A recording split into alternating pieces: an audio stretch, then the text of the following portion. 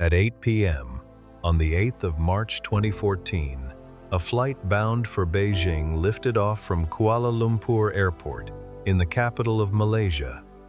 It was supposed to be an ordinary night journey, the kind that begins quietly and ends with families waiting at an arrival gate. On board were 239 souls, passengers from 14 countries and 12 crew members. Most were Chinese citizens returning home. Among them were engineers, artists, elderly couples, young families, and 3 small children, the youngest only 2 years old. They settled into their seats, turned off their phones, adjusted their blankets, and closed their eyes. Ahead of them was a flight of more than 5 hours, and by morning they expected to touch down in Beijing. None of them could have known that this aircraft would never arrive, and that 11 years later, the world would still be staring into the darkness, asking what truly happened. At first, everything appeared normal. The aircraft climbed into the night and began crossing the South China Sea. 38 minutes after takeoff, the co-pilot spoke to air traffic control. "Good night, Malaysian 370. It was a routine phrase, the kind pilots use when leaving one control zone and entering another. Within minutes, the plane was expected to contact Vietnamese controllers.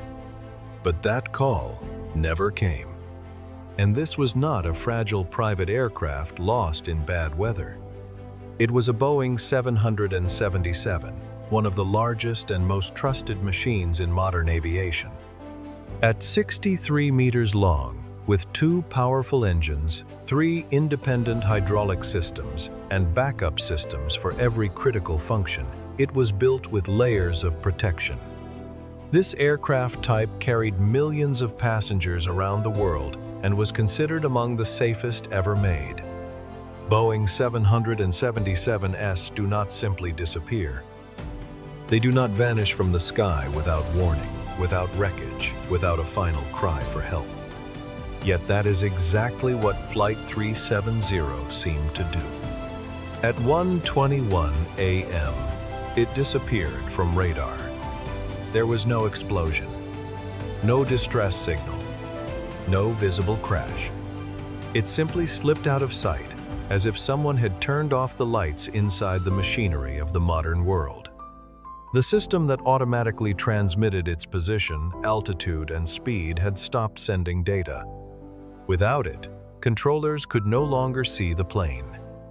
At nearly the same moment, another system that reported engine and aircraft performance also went silent.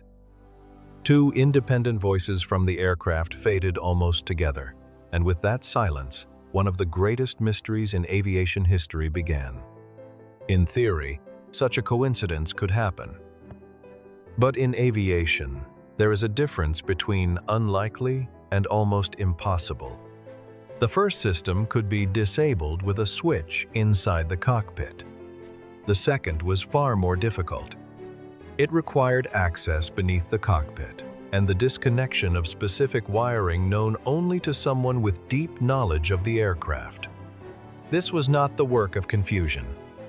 It suggested intention, or at the very least, knowledge.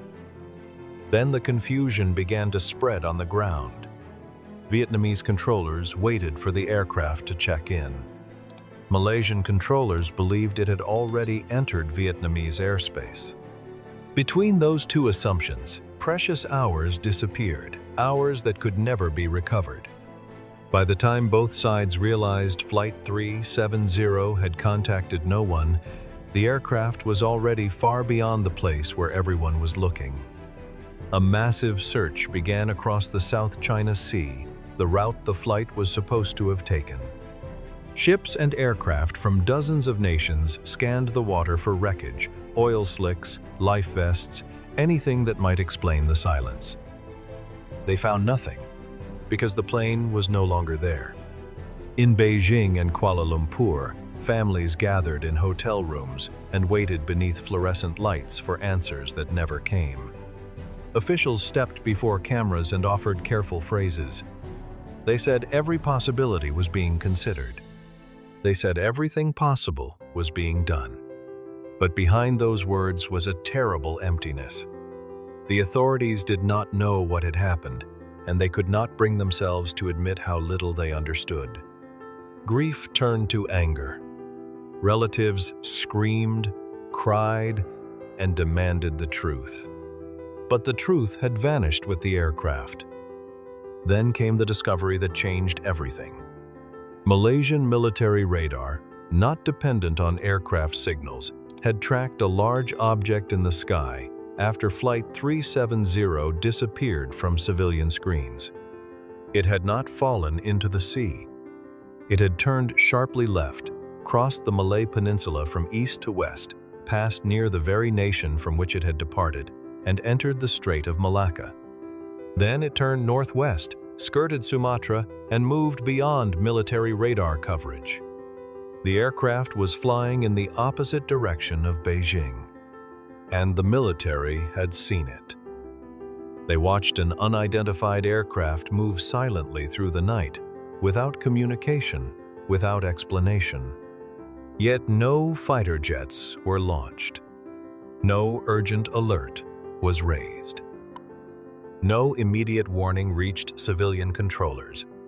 The dot simply drifted across the screen until it was gone. Military radar exists to recognize threats in the sky, and on that night, the threat appeared, lingered, and disappeared into darkness. Perhaps someone assumed it was a civilian aircraft with a faulty transponder. Perhaps someone failed to understand what they were seeing. Either way, silence ruled the night once again. Perhaps that was the darkest possibility of all. The radar may have recorded the aircraft automatically, while the footage was only examined later, when the truth had already slipped beyond reach. Had the Malaysian military reacted in those first critical moments, fighter jets might have intercepted the plane, made visual contact, and tried to reach the crew. Perhaps they would have seen something. Perhaps they would have understood. Perhaps 239 people might still be alive. We will never know. But after the aircraft disappeared from military radar, how could anyone trace its path into the unknown? This is where the story moves from failure into something almost impossible to believe. Every large passenger aircraft carries an automatic satellite antenna. From time to time, it sends a brief signal to a satellite, not a message, not coordinates, not a voice from the cabin, but a small electronic pulse confirming that the system is still alive. It is similar to the way a phone quietly connects to a nearby cell tower, even when no one is using it. These signals had never been intended to locate a missing aircraft. They were not designed to solve mysteries. But engineers later discovered that by measuring how long each signal took to reach the satellite, they could estimate the plane's distance from it. Not an exact location, but a vast arc across the Earth, where the aircraft might have been. After Flight 370 vanished from radar, the satellite received 7 of these signals. The final one came nearly 7 hours after the aircraft first disappeared. 7 hours in the dark. 7 hours beyond the reach of human eyes. From those faint pulses, engineers calculated 2 possible corridors. One led north toward Central Asia. The other led south into the Indian Ocean. The northern route was almost impossible. An unidentified aircraft crossing India, Pakistan, and China would likely have been detected by military radar. No such detection was reported. That left the southern route, a path into one of the loneliest regions on Earth. There were no cities below, no islands, no crowded shipping lanes, only a vast ocean nearly 3 miles deep. From that point, the nearest land could be hundreds of miles away in every direction. It was a blank space on the map, ruled by wind, water, and darkness. Whoever guided the aircraft there had chosen a place where discovery would be nearly impossible, and nearly succeeded. After almost 7 hours of flight, when the fuel would have been nearly gone, the satellite recorded one final signal. Then nothing. Silence, absolute and permanent. But the question remained, what had happened inside the cockpit? Who turned the aircraft around? Who silenced its communication systems? Who guided it south for nearly 7 hours into a place so empty it seemed chosen by design? There are 3 main theories, and none has ever been proven. The first is mechanical failure. Perhaps there was a fire, an electrical short circuit, a sudden depressurization, or some hidden technical disaster that damaged the systems and left the crew fighting for control. This could explain the loss of communication. But it does not explain what happened next. The aircraft made a sharp and deliberate turn. It crossed back over Malaysia. It followed a path that appeared controlled, even calculated, for hours. A crippled aircraft does not normally navigate around radar coverage or continue along a route with such eerie precision. It either falls or it flies blindly until the fuel is gone. Flight 370 seemed to maneuver with purpose. The second possibility is hijacking. Someone may have entered the cockpit and taken control. Early attention fell on 2 Iranian passengers traveling with fake passports. But investigators later concluded they were likely migrants trying to reach Europe, not terrorists. No other passenger revealed a clear motive or suspicious pattern. And then there was the question that made the hijacking theory so difficult to sustain. Why? No group claimed responsibility. No demands were made. No message was sent. If the goal was terror, why disappear into the empty ocean? If the goal was ransom or leverage, why maintain total silence? The third theory is the most disturbing, and to many investigators, the hardest to dismiss. One of the pilots may have done it deliberately. The captain, Zahari Ahmad Shah, was 53 years old and one of Malaysia Airlines' most experienced pilots. After the disappearance, police searched his home and seized a flight simulator, a personal setup with multiple screens and realistic controls that he used for practice. The data was sent to the FBI. Among thousands of saved virtual flights, investigators found one that seemed to echo the nightmare itself. A simulated aircraft took off from Kuala Lumpur, turned west, flew south, and ended in the Indian Ocean after running out of fuel. The resemblance to the suspected path of Flight 370 was difficult to ignore. And yet the evidence was not absolute. The captain had recorded many virtual flights around the world. For pilots, simulation can be a hobby, a discipline, even an escape. One route into the Indian Ocean does not prove murder. Investigators also found that Zahari had been facing personal strain, including family problems and political disillusionment. But millions endure private pain without committing acts of horror. Circumstance is not proof.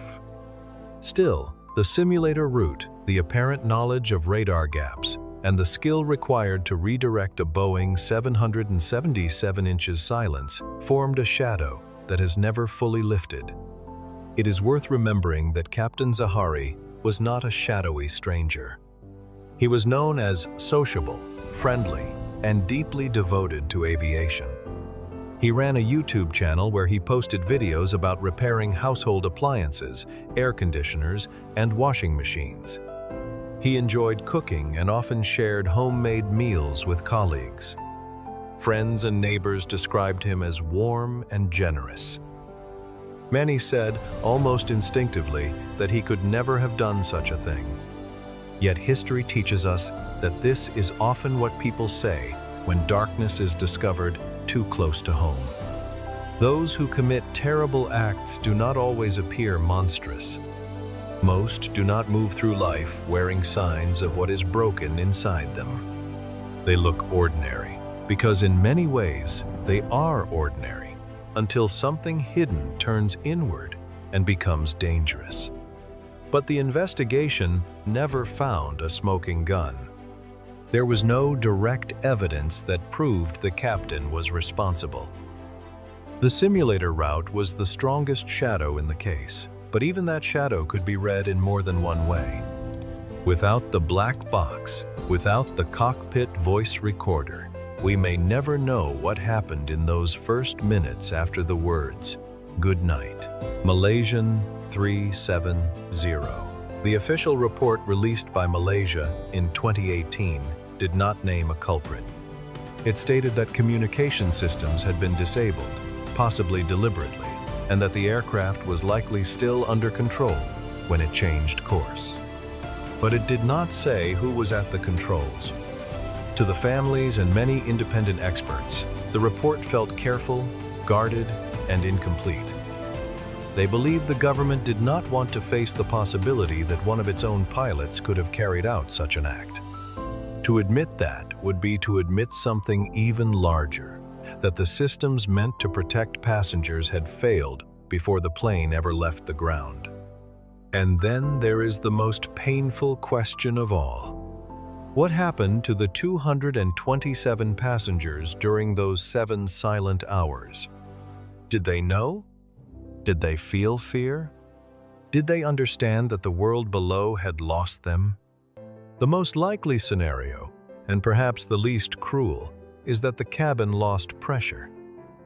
If someone deliberately climbed the aircraft to extreme altitude and depressurized it, the passengers would have lost consciousness within minutes. At around 39,000 feet, the air is too thin to sustain life without oxygen. The masks that fall from the ceiling are only temporary, usually lasting about 12 to 15 minutes. After that, the supply would be gone. If pressure was never restored, the cabin would have gone quiet. One by one, people would have slipped into unconsciousness. Death from oxygen deprivation can come without violence, without panic, like falling into a sleep that never ends. If that is what happened, then many aboard Flight 370 may have closed their eyes over the South China Sea and never awakened again. But all of this remains speculation. We do not know with certainty what happened inside that aircraft. We only know one haunting fact: not a single passenger made contact. No phone call, no message, no final cry from the darkness. 7 hours passed, with 227 passengers on board, and the world heard nothing. So where is the plane? We have only fragments of an answer. A year and a half after the disappearance, in July 2015, a local resident found a barnacle-covered section of wing on the beach of remote Réunion Island in the western Indian Ocean. Investigators later confirmed it came from Flight 370. Then more debris began to appear along the African coast in Mozambique, Tanzania, Madagascar, and South Africa. More than 30 fragments were eventually recovered: pieces of exterior skin, interior trim, and parts of the overhead luggage compartment. Ocean currents had carried them hundreds of miles from the suspected crash area. Each fragment was more than evidence. It was a small piece of a human tragedy. A section from a luggage compartment where someone had placed a suitcase before closing their eyes. A piece of cabin material from a place where someone may have looked through a window into the night. A fragment of wing machinery that, in the final minutes, was either responding to a human hand or moving helplessly on a dying aircraft. One piece recovered in Tanzania showed signs of hitting the water at high speed. That detail opened 2 terrible possibilities. Perhaps the aircraft ran out of fuel, lost control, spiraled downward, and struck the ocean with such force that it broke apart into countless pieces. Or perhaps someone remained in control until the very end, steering it steeply into the water to reduce floating debris and make the wreckage harder to find. The second idea is chilling, but it may explain why so little was seen on the surface. If the aircraft entered the ocean almost vertically, much of it would have plunged downward instead of spreading across the water. Yet the true crash site, the place where the fuselage rests on the ocean floor, has never been found. Not for lack of effort. Australia spent around $200 million on an underwater search. Specialized equipment scanned the seabed at depths of nearly 3 miles, meter by meter, across an area as large as a small European country. Nothing. Then a private company searched another 112,000 square kilometers of ocean floor. Still nothing. Somewhere below, the aircraft may still lie in silence. But the ocean there is vast, deep, and hostile. The seabed is scarred with mountains, canyons, and ridges. Over time, wreckage can be buried by sediment and swallowed by marine life. Searching for a 200-foot aircraft in that world is like searching for a coin in a city-sized field at night with only a flashlight. Underwater robots, some the size of small cars, moved slowly through darkness where sunlight never reaches. They crawled along the seabed at walking speed, sending sound waves outward and waiting for echoes, like bats navigating a cave beneath the earth. Every suspicious shadow on the sonar screen could stop the room cold. A rock that looked like debris, an outcrop shaped like a wing, a strange formation rising from the darkness. Each one made the operators on the ship above hold their breath. They would steer the camera toward it, switch on the lights, and wait. Then the image would sharpen, and the truth would return like a blow. It was only a rock, a boulder, a field of hardened lava. Again and again, hope rose, and again, it collapsed. Dozens of false alarms became hundreds. Those involved in the search later said the hardest part was not the exhaustion or the long months at sea. It was the repeated resurrection of hope. Every object that resembled an aircraft felt like a doorway to the truth, and every time it was not the plane, the silence became heavier. The seabed in that region was not flat or empty. It was an underwater mountain range. Volcanic peaks rose thousands of feet from the ocean floor. Canyons, caves, ridges, and fields of solidified lava stretched through a world no human eye had ever properly mapped. On the surface, the ocean appeared as a smooth blue space. Beneath it was a hidden landscape as violent and complex as the Alps. Flight 370 could be resting in a canyon, buried by a slide of sediment, or lying on the side of an underwater volcano, slowly covered by coral and thyme. For 11 years, the ocean may have hidden it so completely that even advanced equipment could pass nearby and miss it. In 2024, the same private company announced it was prepared to search again, using newer technology and a newly calculated area. The next generation of underwater robots is faster and more capable than the machines used a decade earlier. There is cautious hope but no promise. And even if the wreckage is found, answers are not guaranteed. The aircraft carried 2 black boxes. One recorded cockpit voices. The other recorded flight data. But their batteries died long ago, and although the casings were built to survive extreme conditions, more than a decade in salt water, under crushing pressure, may have damaged what remains inside. What would we hear if the recordings were recovered? Perhaps only silence. Or perhaps, in those final minutes, the entire mystery would finally speak. The disappearance changed aviation. After Flight 370, global authorities pushed for aircraft to transmit positions more reliably, so no passenger jet could vanish for 7 hours again. Cockpit access rules were tightened. Psychological screening of flight crews received greater attention. Communication procedures between civilian and military controllers were re-examined. These changes came from the night of the 8th of March 2014. 239 people were lost, but the lessons from their disappearance may protect thousands in the future. For the families, however, this was never simply a mystery. It was not a detective story or a puzzle for the world to debate. It was a wound that never closed. 11 years have passed without answers, without bodies, without graves, without final goodbyes. Psychologists call this ambiguous loss, a grief trapped between death and disappearance. Parents, children, husbands, and wives remain suspended between mourning and impossible hope. Each new search, each fragment of debris, each theory and headline opens the wound again. And still, somewhere beneath the Indian Ocean, the silence remains. In the end, MH370 is not only the story of a missing aircraft, it is the story of 239 human beings who boarded a plane believing they were moving toward tomorrow.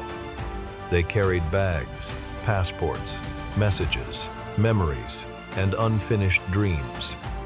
Some had families waiting at the airport. Some had work to return to.